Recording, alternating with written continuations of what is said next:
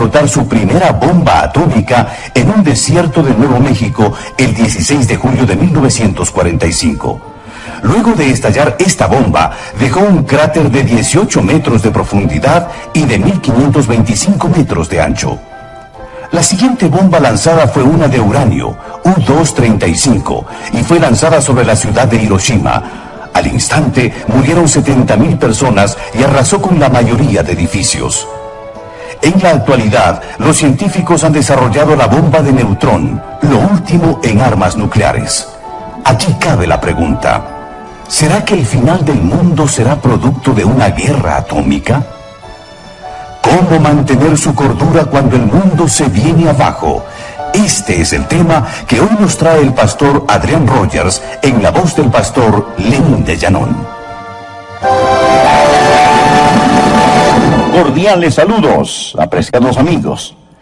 Les invito a abrir sus Biblias en 2 de Pedro, capítulo 3, comenzando desde el versículo 10. Dice: pero el día del Señor vendrá como ladrón en la noche, en el cual los cielos pasarán con gran estruendo, y los elementos ardiendo serán deshechos, y la tierra y las obras que en ella hay serán quemadas.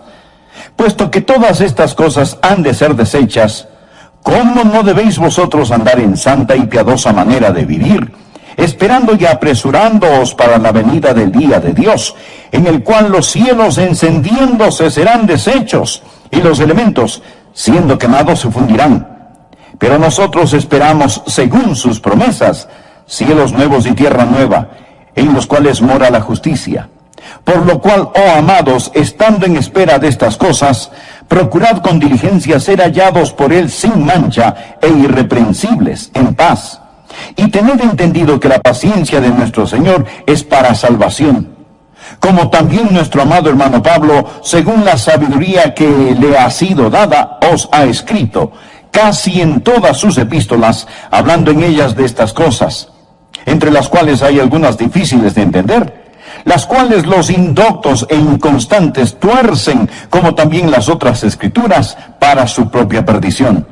Así que vosotros, oh amados, sabiéndolo de antemano, guardaos, no sea que, arrastrados por el error de los inicuos, caigáis de vuestra firmeza.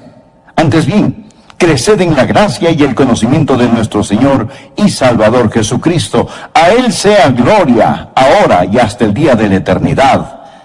Amén. Hasta aquí la palabra de Dios. La era atómica nació el 2 de diciembre de 1942 a las 3:36 de la tarde bajo un estadio abandonado, el Stack Field de Chicago. Unos científicos trabajaban en ese edificio y ellos produjeron la primera reacción atómica en cadena. Desde esa ocasión era teóricamente posible construir una bomba atómica. Luego, Estados Unidos hizo explotar la primera bomba atómica el 16 de julio de 1945 a las 5:20 de la mañana en el árido desierto aproximadamente 50 millas de Alamogordo, en Nuevo México. Esa bomba estaba montada en una enorme torre de acero con barras de 10 pulgadas que pesaban 90 libras por pie. Cuando la bomba explotó, la torre se evaporizó. Sus escombros fueron lanzados 7 millas en el aire. La bomba dejó un cráter de 18 metros de profundidad y 1.525 metros de anchura.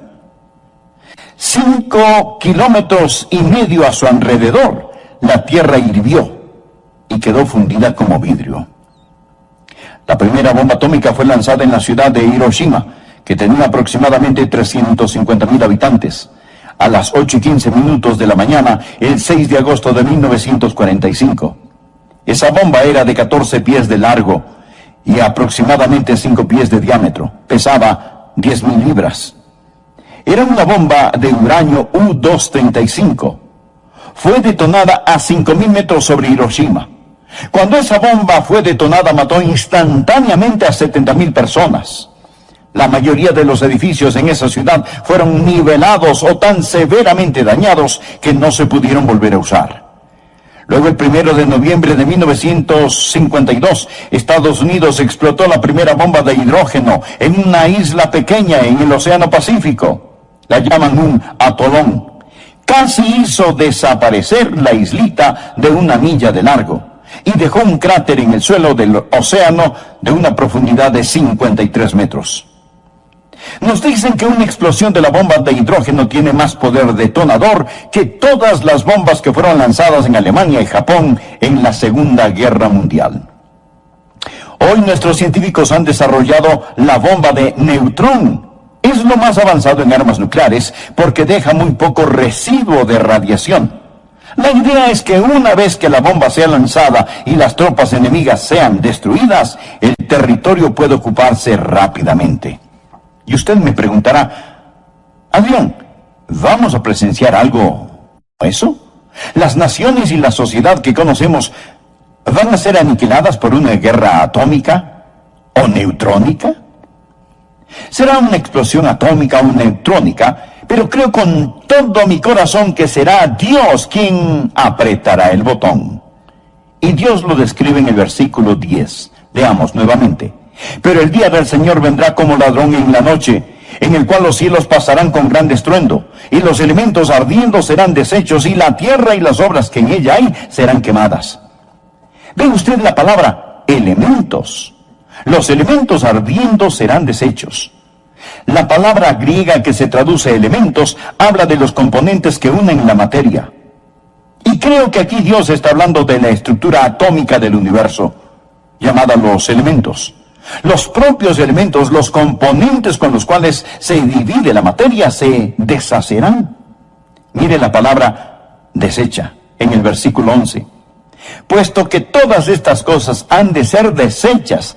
Deshechas es la palabra luo, que literalmente significa desatar o soltar. Por ejemplo, Juan el Bautista dijo de Jesús: viene tras de mí el que es más poderoso que yo, a quien no soy digno de desatar la correa de su calzado.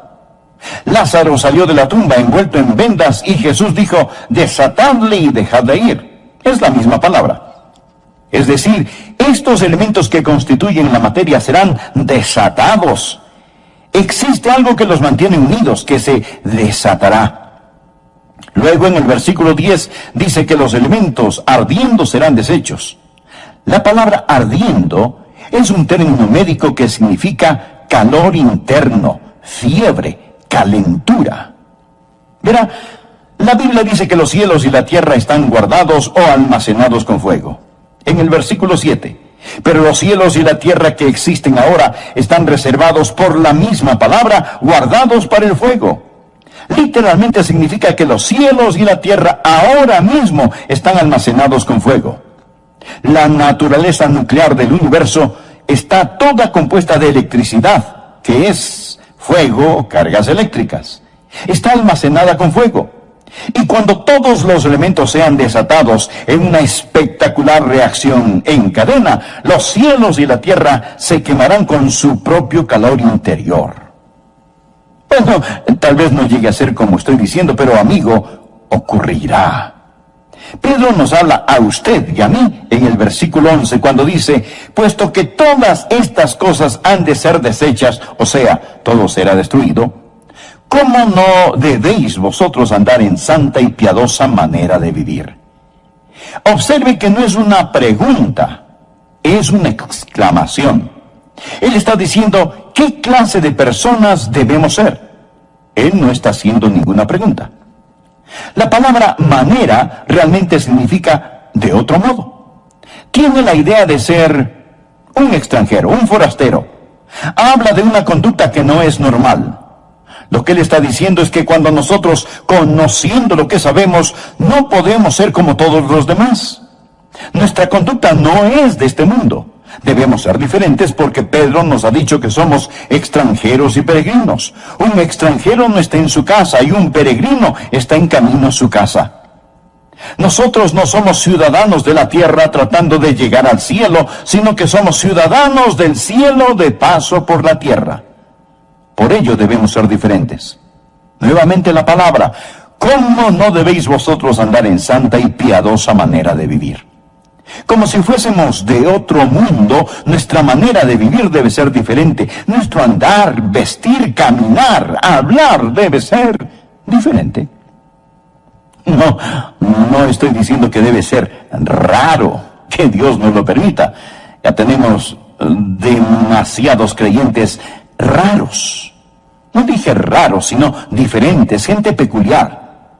Si usted es raro, repele a la gente. Pero si es diferente, atraerá a las personas, porque quieren saber lo que le hace diferente, quieren saber qué le ayuda a sobrellevar las cargas de este mundo. Luego nos dice que debemos andar santa y piadosamente. La palabra santa habla de nuestro carácter y piadosamente habla de nuestra conducta. Esa es la manera en que nosotros debemos vivir. Pero cuando se habla de santidad, muchos se ponen nerviosos. Es decir, si le pregunto a mi congregación, ¿cuántos quieren ir al cielo? ¿Cuántos quieren ser felices? ¿Cuántos desean estar saludables? ¿Cuántos desean tener riquezas? ¿Cuántos anhelan ser sabios? Levanten su mano. Todos queremos todas estas cosas, pero no muchas personas dirán, yo quiero ser santo. La palabra santo pone un poco nerviosos a los creyentes y a los no creyentes los ofenden. A este mundo no le gusta la palabra santo. De hecho, cuando se quieren burlar de usted lo llaman santulón o santurrón. Ellos ridiculizan la santidad. ¿Cómo no debéis vosotros andar en santa y piadosa manera de vivir? Habla de nuestra conducta. ¿Qué significa literalmente la palabra santo? Significa estar separado, ser diferente, apartarse para un propósito especial. Yo no me pertenezco a mí mismo. No soy mi propio dueño. Yo pertenezco al Señor. La santidad no es tener una actitud de superioridad hacia otros. Simplemente ser diferente. La santidad no es tampoco estar enclaustrado en un monasterio o convento. No significa retirarse. El ser santo significa ser diferente a las personas de este mundo. De hecho, significa ser como Dios. Pedro nos dice lo que significa en 1 de Pedro capítulo 1, versículo 15. No es difícil de entender si usted lee la palabra de Dios. Dice, como aquel que os llamó es santo, sed también vosotros santos en toda vuestra manera de vivir. Dios es santo. Y el ser santo, por consiguiente, es simplemente ser como Dios.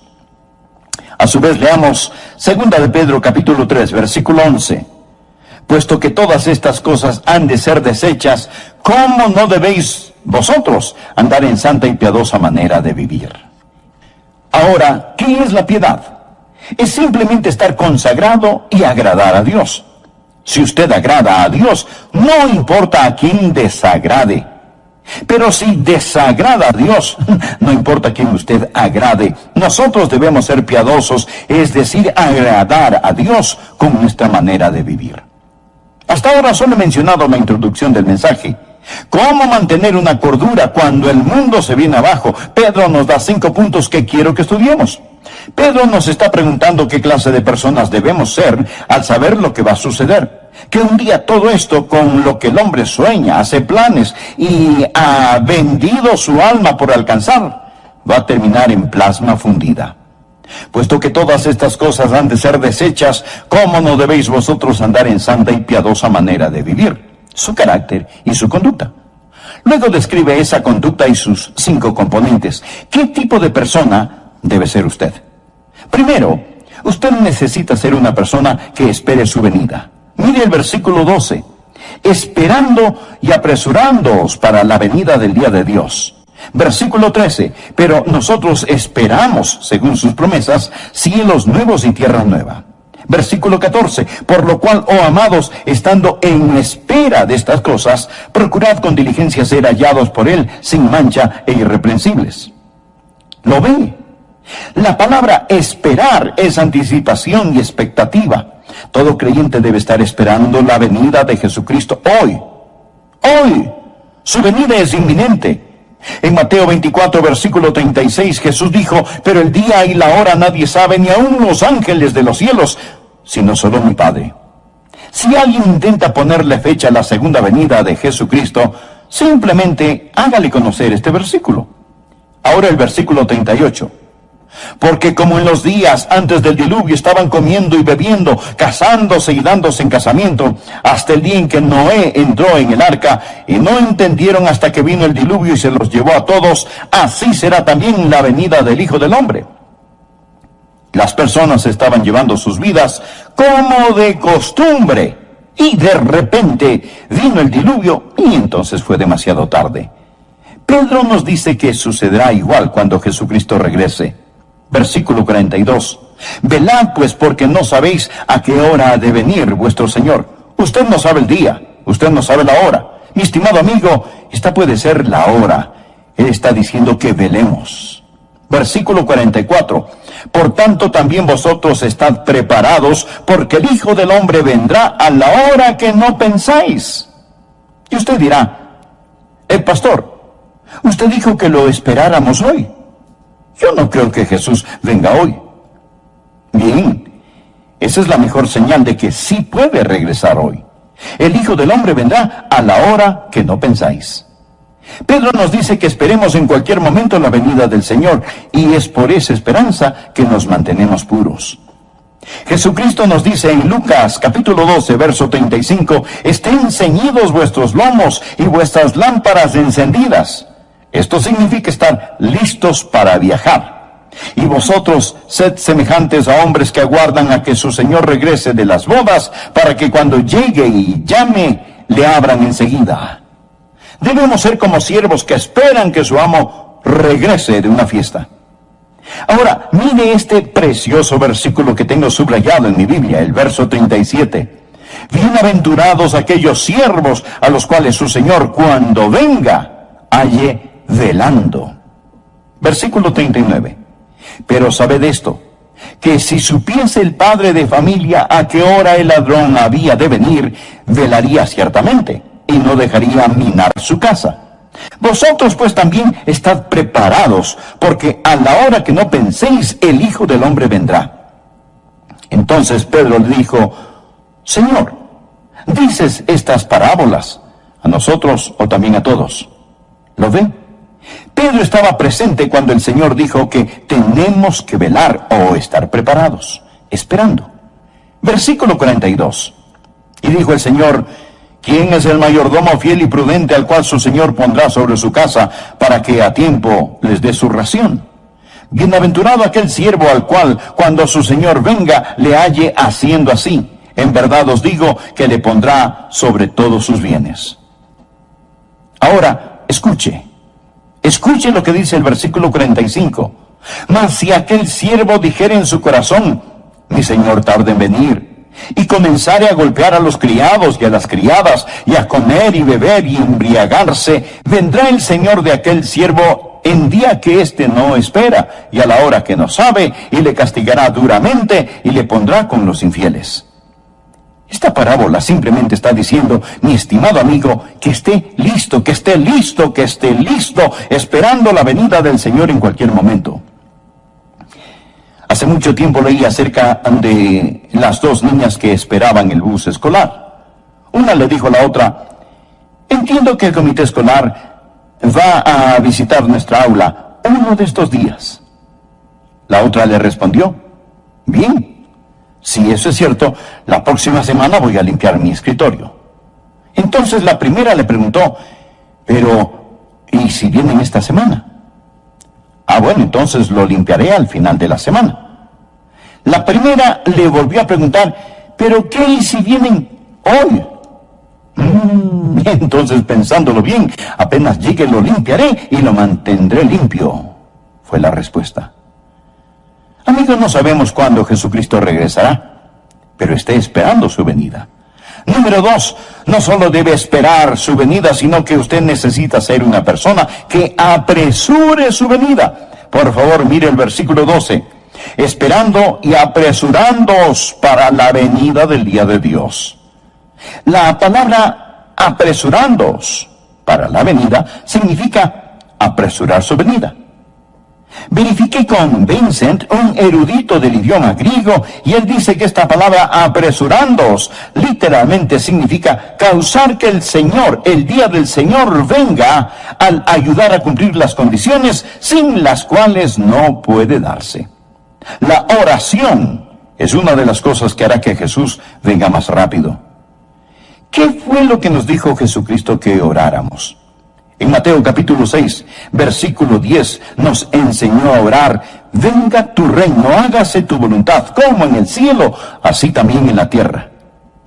Y esto va a pasar, nada puede detenerlo, mas se nos dice que oremos para que suceda. Amigo, Dios implora las oraciones de su pueblo para realizar su obra, y nosotros podemos apresurar la venida de Jesucristo al orar por ello. Esa es la razón por la cual la Biblia termina con una oración: sí, ven, Señor Jesús. Otra forma de acelerar la venida de nuestro Señor Jesucristo, no solo a través de la oración, sino a través de la evangelización. La Biblia dice aquí que la única razón por la que Jesucristo no ha venido todavía es porque espera que más personas sean salvadas. Mire el versículo 9. El Señor no retarda su promesa, según algunos la tienen por tardanza, sino que es paciente para con nosotros, no queriendo que ninguno perezca, sino que todos procedan al arrepentimiento.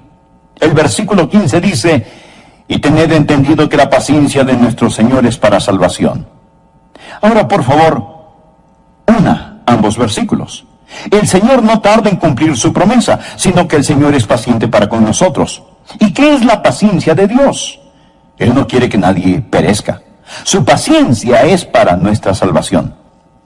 Hechos capítulo 15 cuenta cómo Dios desde el principio escogió de entre los gentiles un pueblo para su nombre, y que después regresaría y reconstruiría el tabernáculo de David. ¿Qué significa esto? Simplemente significa que Dios ahora mismo está en un programa de construcción. Él está edificando la esposa, la iglesia del Señor Jesucristo. Hay un número conocido solo por Dios, y cuando esa última persona se salve, entrará la plenitud o la totalidad de los gentiles, y Jesús regresará por su novia.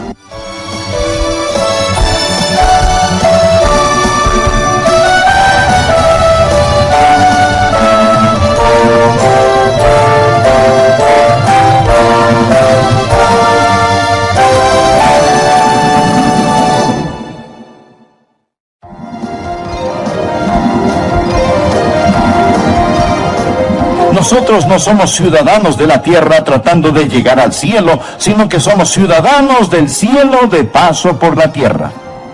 Por ello debemos ser diferentes. Nuevamente la palabra: ¿cómo no debéis vosotros andar en santa y piadosa manera de vivir? Como si fuésemos de otro mundo, nuestra manera de vivir debe ser diferente. Nuestro andar, vestir, caminar, hablar debe ser diferente.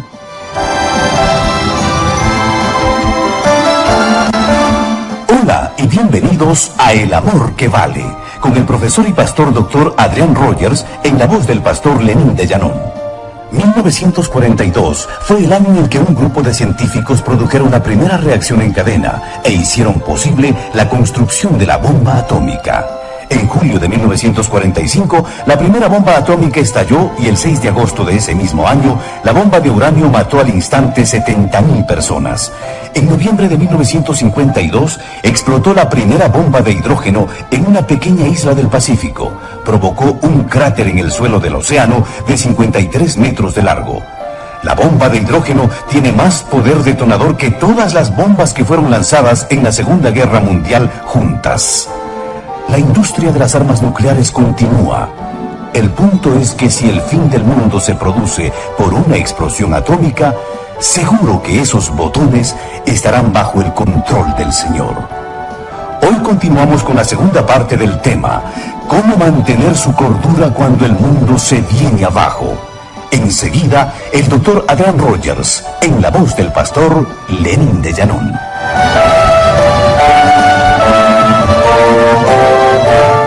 La palabra santo pone un poco nerviosos a los creyentes y a los no creyentes los ofenden. Es decir, si le pregunto a mi congregación, ¿cuántos quieren ir al cielo? ¿Cuántos quieren ser felices? ¿Cuántos desean estar saludables? ¿Cuántos desean tener riquezas? ¿Cuántos anhelan ser sabios?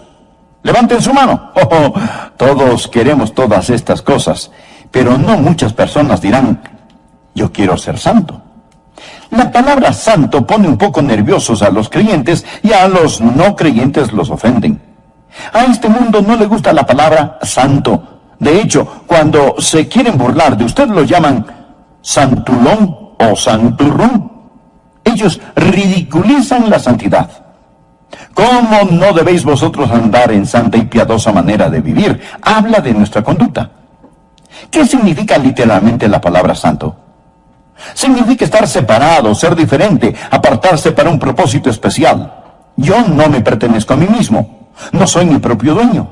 Yo pertenezco al Señor. La santidad no es tener una actitud de superioridad hacia otros. Simplemente ser diferente. La santidad no es tampoco estar enclaustrado en un monasterio o convento.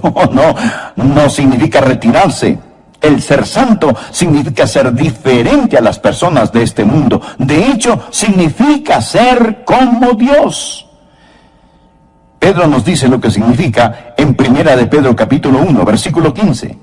No es difícil de entender si usted lee la palabra de Dios. Dice: como aquel que os llamó es santo, sed también vosotros santos en toda vuestra manera de vivir. Dios es santo. Y el ser santo, por consiguiente, es simplemente ser como Dios. Que espere su venida. Mire el versículo 12. Esperando y apresurándoos para la venida del día de Dios. Versículo 13. Pero nosotros esperamos, según sus promesas, cielos nuevos y tierra nueva. Versículo 14. Por lo cual, oh amados, estando en espera de estas cosas, procurad con diligencia ser hallados por Él sin mancha e irreprensibles. ¿Lo ve? La palabra esperar es anticipación y expectativa. Todo creyente debe estar esperando la venida de Jesucristo hoy. Hoy. Su venida es inminente. En Mateo 24, versículo 36, Jesús dijo: pero el día y la hora nadie sabe, ni aun los ángeles de los cielos, sino solo mi Padre. Si alguien intenta ponerle fecha a la segunda venida de Jesucristo, simplemente hágale conocer este versículo. Ahora el versículo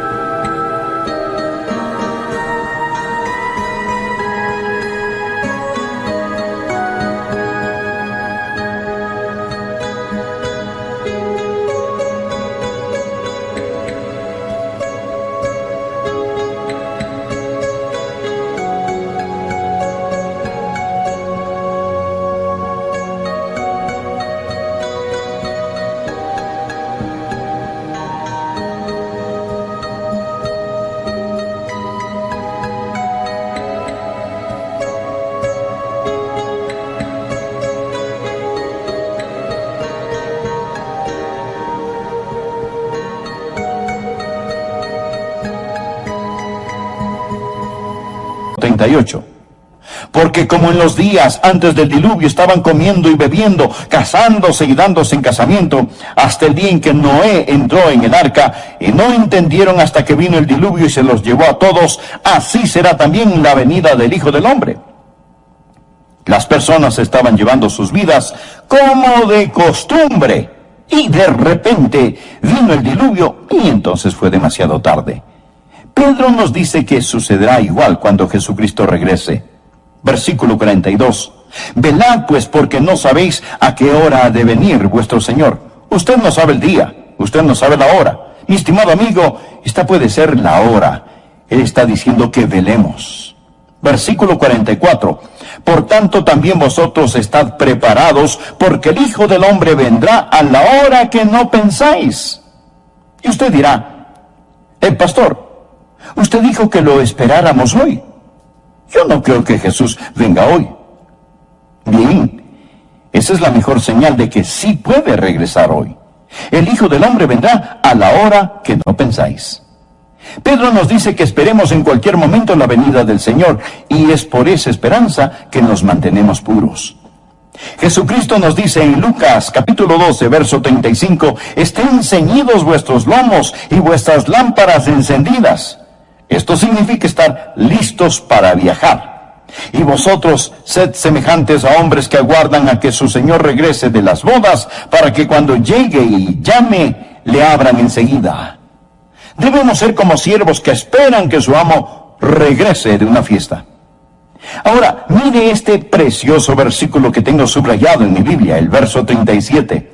Bienaventurados aquellos siervos a los cuales su Señor, cuando venga, halle velando. Versículo 39. Pero sabed esto, que si supiese el padre de familia a qué hora el ladrón había de venir, velaría ciertamente, y no dejaría minar su casa. Vosotros pues también estad preparados, porque a la hora que no penséis, el Hijo del Hombre vendrá. Entonces Pedro le dijo: Señor, ¿dices estas parábolas a nosotros o también a todos? ¿Lo ve? Pedro estaba presente cuando el Señor dijo que tenemos que velar o estar preparados, esperando. Versículo 42. Y dijo el Señor: ¿quién es el mayordomo fiel y prudente al cual su Señor pondrá sobre su casa para que a tiempo les dé su ración?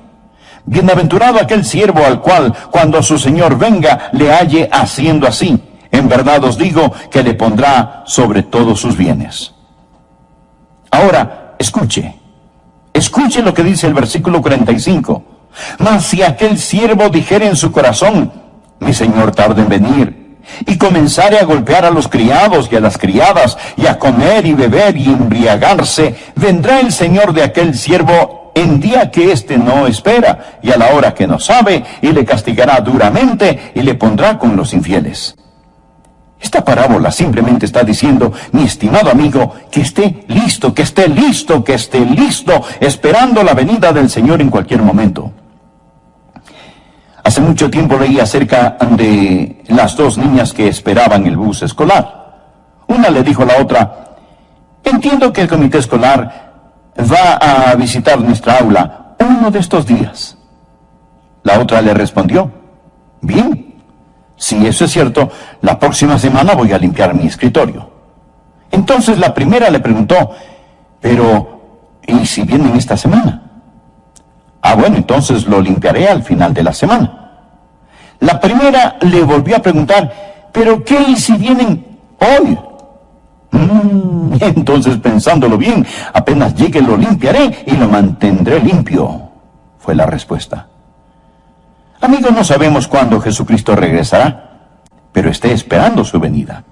Número 2, no solo debe esperar su venida, sino que usted necesita ser una persona que apresure su venida. Por favor, mire el versículo 12. Esperando y apresurándoos para la venida del día de Dios.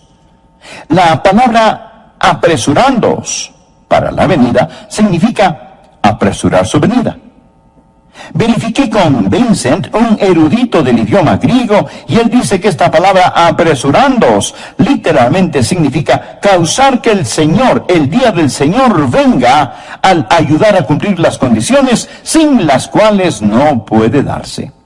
La oración es una de las cosas que hará que Jesús venga más rápido. ¿Qué fue lo que nos dijo Jesucristo que oráramos? En Mateo capítulo 6, versículo 10, nos enseñó a orar: venga tu reino, hágase tu voluntad, como en el cielo, así también en la tierra. Y esto va a pasar, nada puede detenerlo, mas se nos dice que oremos para que suceda. Amigo, Dios implora las oraciones de su pueblo para realizar su obra, y nosotros podemos apresurar la venida de Jesucristo al orar por ello. Esa es la razón por la cual la Biblia termina con una oración: sí, ven, Señor Jesús. Otra forma de acelerar la venida de nuestro Señor Jesucristo, no solo a través de la oración, sino a través de la evangelización. La Biblia dice aquí que la única razón por la que Jesucristo no ha venido todavía es porque espera que más personas sean salvadas. Mire el versículo 9. El Señor no retarda su promesa, según algunos la tienen por tardanza, sino que es paciente para con nosotros, no queriendo que ninguno perezca, sino que todos procedan al arrepentimiento. El versículo 15 dice: y tened entendido que la paciencia de nuestro Señor es para salvación. Ahora, por favor, ambos versículos. El Señor no tarda en cumplir su promesa, sino que el Señor es paciente para con nosotros. ¿Y qué es la paciencia de Dios? Él no quiere que nadie perezca. Su paciencia es para nuestra salvación. Hechos capítulo 15 cuenta cómo Dios desde el principio escogió de entre los gentiles un pueblo para su nombre, y que después regresaría y reconstruiría el tabernáculo de David, ¿Qué significa esto? Simplemente significa que Dios ahora mismo está en un programa de construcción. Él está edificando la esposa, la iglesia del Señor Jesucristo. Hay un número conocido solo por Dios, y cuando esa última persona se salve, entrará la plenitud o la totalidad de los gentiles, y Jesús regresará por su novia. Tal vez hoy se salve la última persona. ¿Quién sabe, amigo?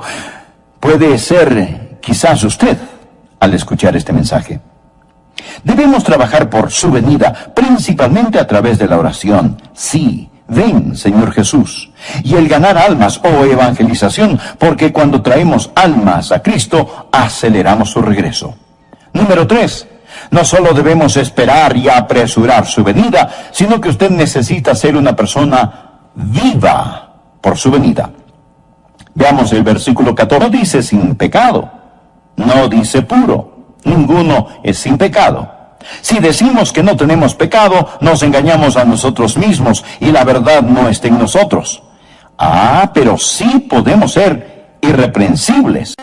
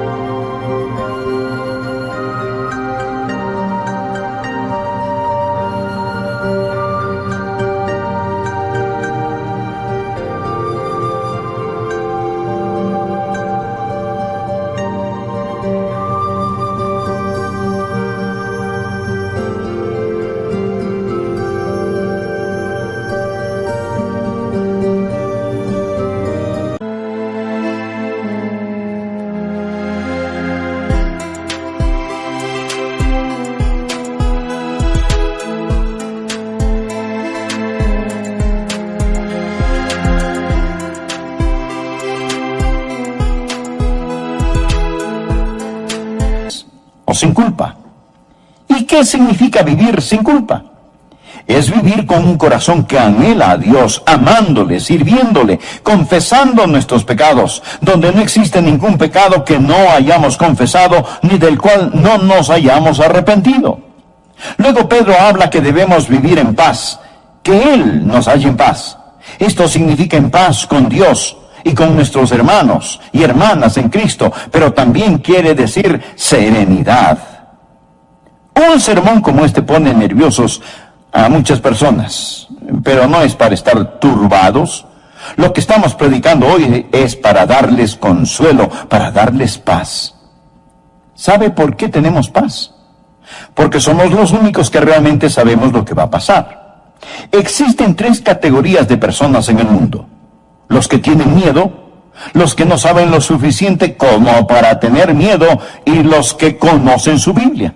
Estimado amigo, tenga la paz de Dios y la pureza de Dios. Viva para su venida.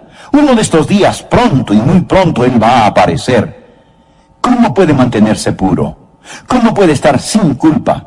¿Cómo puede vivir en paz? La única manera que yo conozco es fijando su mirada en Jesús.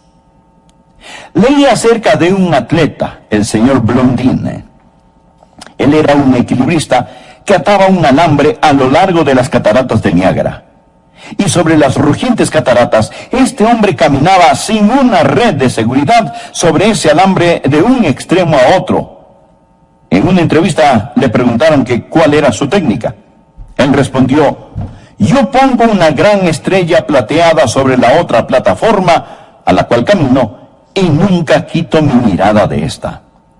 Necesitamos poner nuestra mirada en el Señor Jesucristo y no quitarla, porque la Biblia dice: y todo aquel que tiene esta esperanza en Él se purifica a sí mismo, así como Él es puro. Y esa es la forma en que debemos estar viviendo en estos últimos días, viviendo por su regreso. Cuarto, no solo debemos vivir por su venida, sino que usted necesita ser una persona que estudia acerca de su venida. Versículo 16. Casi en todas sus epístolas, hablando en ellas de estas cosas, Pablo escribió sobre esto una y otra vez, entre las cuales hay algunas difíciles de entender, las cuales los indoctos e inconstantes tuercen, como también las otras escrituras, para su propia perdición. No piense que usted puede tomar una Biblia, hojear sus páginas y entenderla. Oh, no, de ninguna manera. Pedro dice que Pablo escribió sobre la segunda venida de Jesús, pero Simón Pedro, un apóstol lleno del Espíritu Santo, dijo que hay algunas cosas difíciles de entender. ¿Ha tenido usted alguna vez dificultad en entender las Escrituras? Permítame decirle, mi amigo, que está en buena compañía. Simón Pedro dijo, hay algunas difíciles de entender, pero ahora preste atención, las cuales los indoctos e inconstantes tuercen, como también las otras escrituras, para su propia perdición. Los indoctos o ignorantes e inconstantes o inestables a veces tuercen las escrituras. La palabra tuercen literalmente significa poner a una persona en un potro de tortura, como se hacía en los tiempos medievales. Es lo que algunos hacen con la palabra de Dios. Ellos usan su propia cámara personal de tortura, con su ignorancia y su inestabilidad, y toman la palabra de Dios y la tuercen. Usted puede hacer que la Biblia diga lo que sea. La ilustración clásica: Judas salió y fue y se ahorcó. Haga lo mismo, y lo que vas a hacer, hazlo más pronto. Todas estas son escrituras, pero la Biblia no dice que se ahorque. Esto es torcer la Biblia para hacer que diga lo que no dice.